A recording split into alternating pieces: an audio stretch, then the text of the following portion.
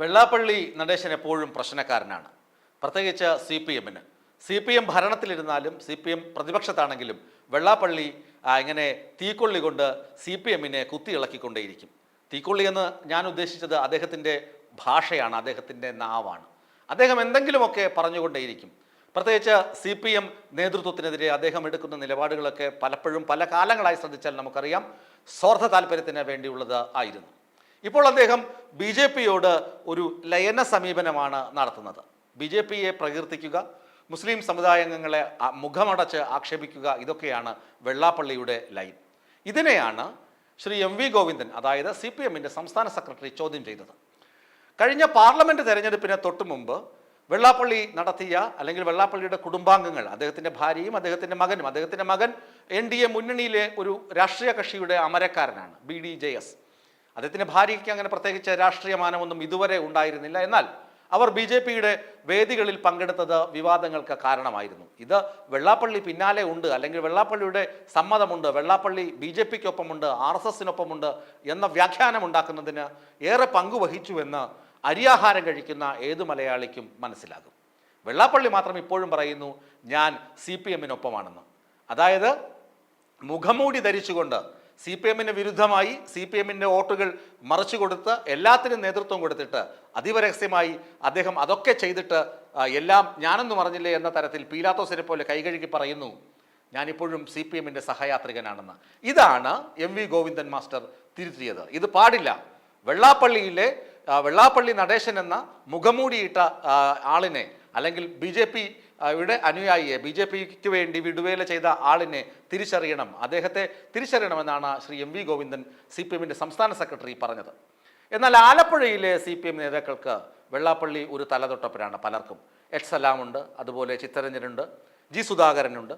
അവർക്കൊക്കെ വെള്ളാപ്പള്ളി ഇപ്പോഴും കൺകണ്ട ദൈവത്തിന് തുല്യമാണ്. അവരെപ്പോഴും പറയുന്നു വെള്ളാപ്പള്ളി CPM-ന് വേണ്ടി ഏറെ പണിപ്പെട്ട ആളാണ്, CPM-നെ അധികാരത്തിലെത്തിക്കാൻ ഏറെ കഷ്ടപ്പെട്ട ആളാണ് വെള്ളാപ്പള്ളി എന്ന് പറഞ്ഞു വെക്കുന്നു ഈ G സുധാകരനും സലാമും ചിത്തരഞ്ജനുമൊക്കെ.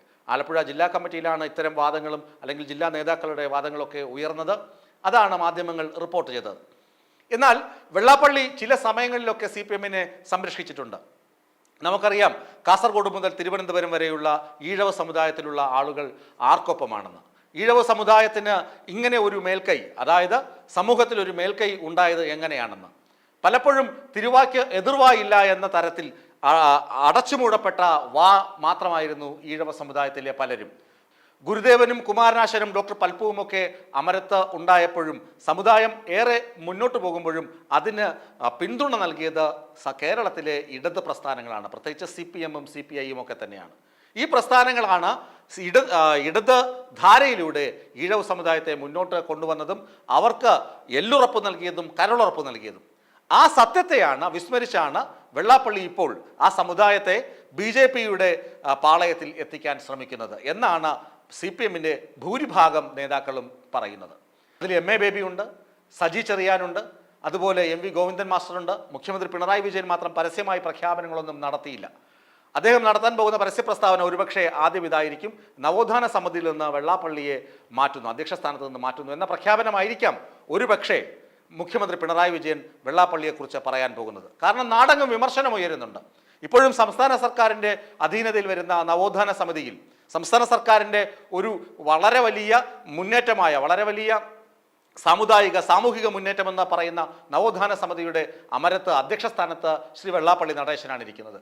അദ്ദേഹം ഗുരുദേവന്റെ ദർശനങ്ങളെ, അതായത് മതത്തിനും ജാതിക്കും അതീതമായ മനുഷ്യസ്നേഹമാണ് വലുത്, അല്ലെങ്കിൽ മനുഷ്യനാണ് വലുത് എന്ന സങ്കല്പത്തെ, എന്ന ചിന്തയെ അട്ടിമറിച്ചുകൊണ്ട് മതവും ജാതിയുമാണ് പ്രധാനം എന്ന തരത്തിൽ മുന്നോട്ട് പോകുന്ന വെള്ളാപ്പള്ളി ഈ നവോത്ഥാന പ്രസ്ഥാനത്തിൻ്റെ അമരക്കാരനായിരിക്കാൻ യോഗ്യനല്ലെന്ന് മുസ്ലിം സമുദായത്തിലെ ആളുകൾ പറയുന്നുണ്ട്. അതുപോലെ തന്നെ രാഷ്ട്രീയ കക്ഷി നേതാക്കൾ ആവശ്യപ്പെടുന്നുണ്ട്. അതുകൊണ്ട് മുഖ്യമന്ത്രി പിണറായി വിജയൻ വെള്ളാപ്പള്ളിക്കെതിരെ എന്തെങ്കിലും പറയുന്നുവെങ്കിൽ അതാദ്യം പറയാൻ പോകുക നവോത്ഥാന സമിതിയിൽ നിന്ന് വെള്ളാപ്പള്ളിയെ മാറ്റുന്നു എന്നായിരിക്കാം. അത് തന്നെയായിരിക്കും പറയാൻ സാധ്യത. വെള്ളാപ്പള്ളി എന്തിനാണ് CPM-നെ ഇങ്ങനെ വിമർശിക്കുന്നത്? CPM-ൽ നിന്ന് അധികാര സ്ഥാനങ്ങൾ, അതായത് ഇടത് സർക്കാരിൽ നിന്ന് അധികാര സ്ഥാനങ്ങളിലും സ്ഥാനമാനങ്ങളും ഒക്കെ ധാരാളം കൊയ്തിട്ടുള്ള, നേട്ടങ്ങൾ ഉണ്ടാക്കിയിട്ടുള്ള, സ്വാർത്ഥ താല്പര്യം സംരക്ഷിച്ചിട്ടുള്ള ആൾ തന്നെയാണ് വെള്ളാപ്പള്ളി എന്ന കാര്യത്തിൽ തർക്കമില്ല. അത് ചരിത്രം പരിശോധിച്ചാൽ മതിയാകും. ഇടത് സർക്കാർ ഉള്ളപ്പോഴൊക്കെ വെള്ളാപ്പള്ളി ഗെയിം ചേഞ്ച് ചെയ്യുന്ന, അതായത് കളി നിയന്ത്രിക്കുന്ന ആളായിട്ടും കളിക്കാരനായിട്ടുമൊക്കെ മാറുന്ന കാഴ്ച കണ്ടിട്ടുണ്ട്. എന്നാൽ പിണറായി സർക്കാരിൻ്റെ കാലത്ത് അദ്ദേഹത്തിന് അങ്ങനെ കളിക്കാനൊരു ഇടമൊന്നും പിണറായി കൊടുക്കാൻ വഴിയില്ല. കാരണം പിണറായിക്ക് അറിയാം എങ്ങനെ എന്ത് ചെയ്യണമെന്ന്, ഭരണം എങ്ങനെ നിയന്ത്രിക്കണമെന്ന്. സമുദായത്തെയും ജാതിയെയും ഒക്കെ പുറത്തു നിർത്തി തന്നെയാണ് പിണറായി വിജയൻ ഭരണം കൈകാര്യം ചെയ്തത്. അതുകൊണ്ട് വെള്ളാപ്പള്ളിക്കൊന്നും അങ്ങനെ പോയി അവിടെ സർക്കസ് കാണിക്കാൻ പറ്റുമെന്ന് തോന്നുന്നില്ല.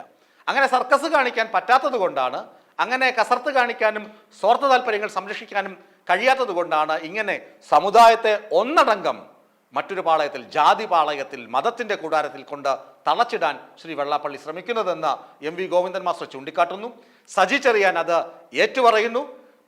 ആലപ്പുഴയിലെ മറ്റ് ചില നേതാക്കൾ G. സുധാകരനും H. സലാമും ചിത്തരഞ്ജനും ഒക്കെ വെള്ളാപ്പള്ളി ദൈവമാണ് എന്ന് സ്തുതി പാടുന്നു. ഏതായാലും ഞാൻ നേരത്തെ പറഞ്ഞല്ലോ, പിണറായി പറയും അവസാന വാക്ക്. വെള്ളാപ്പള്ളിക്ക് എതിരെയുള്ള അല്ലെങ്കിൽ വെള്ളാപ്പള്ളി നടേശനെ കുറിച്ചുള്ള അവസാന വാക്ക്, അന്തിമ തീരുമാനം മുഖ്യമന്ത്രി പിണറായി വിജയൻ പറയും. അത് നവോത്ഥാന സമിതിയിൽ നിന്ന് വെള്ളാപ്പള്ളിയെ നീക്കം ചെയ്യുന്നു, അല്ലെങ്കിൽ അമരക്കാരനെന്ന സ്ഥാനം, നവോത്ഥാന സമിതിയിൽ നിന്ന് വെള്ളാപ്പള്ളിയെ നീക്കം ചെയ്യുന്നു, നവോത്ഥാന സമിതിയുടെ അമരക്കാരനെന്ന നിലയിൽ വെള്ളാപ്പള്ളി ചെയ്തതൊന്നും ശരിയായിരുന്നില്ല എന്ന് ശ്രീ പിണറായി വിജയൻ പറയുക തന്നെ ചെയ്യും.